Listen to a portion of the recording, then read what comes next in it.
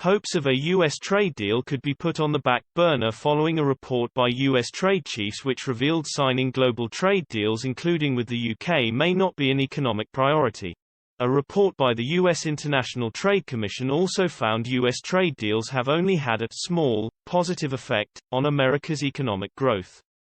The report, put forward by the U.S. Congress, used 2017 as its base year where it revealed that trade deals only increased U.S. economic output by $88.8 billion or 0.5% of GDP.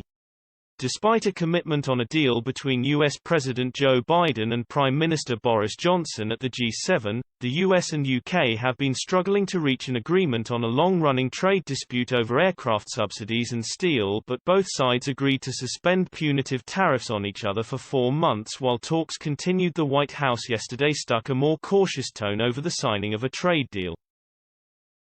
A senior source told The Express, "We note the U.S. Trade Commission report highly and will be taken into account." White House Press Secretary Jen Psaki added, "I will note that as President Biden looks at our global approach, our economic approach, he believes that we need to build the middle class, make sure we are making decisions through the prism of what's going to help the middle class here in the United States."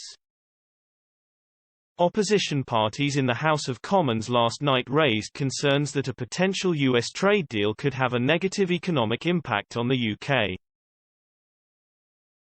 Drew Hendry, SNP MP for Inverness, said, "This clear change in mood in Washington concludes that a new trade agreement between the UK and the US is not a foregone conclusion as many within the Tory party believed.